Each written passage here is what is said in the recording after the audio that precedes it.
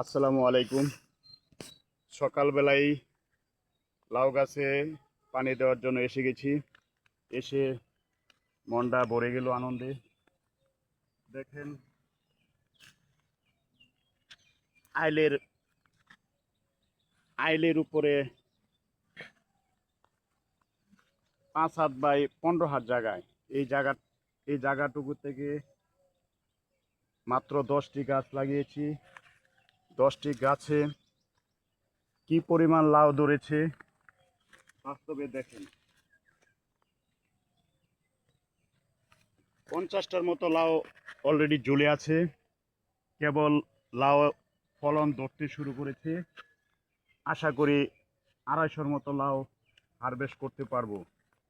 যদি 250 লাউ এটুকু জায়গা থেকে হারভেস্ট করতে পারি, 5 হাত বাই 15 হাত জায়গা থেকে আমি বছরের 3টা চক্রে আমি সবজি আবাদ করতে পারবো।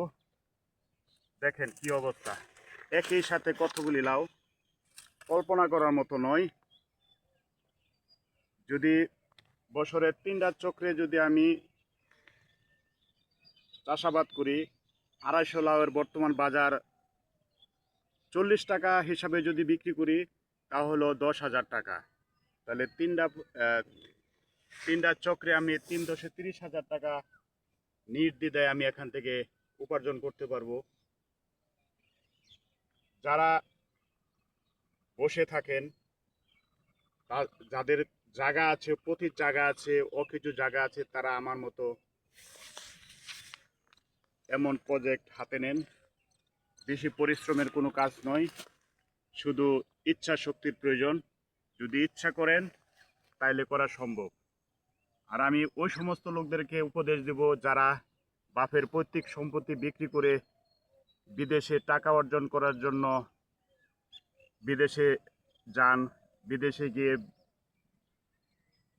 আদম ব্যাপারীর কাছে ধরা খান, বিভিন্ন সমস্যায় পড়েন, আপনিও সমস্যা পড়েন, আপনার ফ্যামিলিকেও সমস্যায় ফেলেন। তাদেরকে আমি উপদেশ দেব, বিদেশ গেলে কমের পক্ষে 4 থেকে 5 লক্ষ টাকা খরচ হয়। এই 4 থেকে 5 লক্ষ টাকা দিয়ে যে অন্যের জমি আপনি বর্গা নিয়ে চাষাবাদ করেন, তাহলে বিদেশ থেকে আপনি 2 থেকে 3 গুণ টাকা উপার্জন করতে পারবেন। একদিকে আপনি ফ্যামিলির সাথে থাকতে পারলেন, আপনার বাপ মাকে কাছে রাখতে পারবেন, আপনার পরিবারকে কাছে রাখতে পারবেন, তার পরিবারের সুখ দুঃখে সবসময় পাশে থাকতে পারবেন। যারা বিদেশ গেছে তারাই বুঝতে পারে বিদেশের যন্ত্রণা কি। যারা যান নাই তারা ভাবেন যে হয়তো বিদেশি টাকা, আসলে বিদেশে টাকা নয়, বিদেশ শুধু কষ্টের। তাদেরকে আমি বলবো কৃষি খাতে এগিয়ে আসেন। শিক্ষিত লোকের অভাব বাংলাদেশ কৃষিতে। শিক্ষিত লোক আসলে কৃষিকে বিপ্লবে রূপান্তর করা সম্ভব।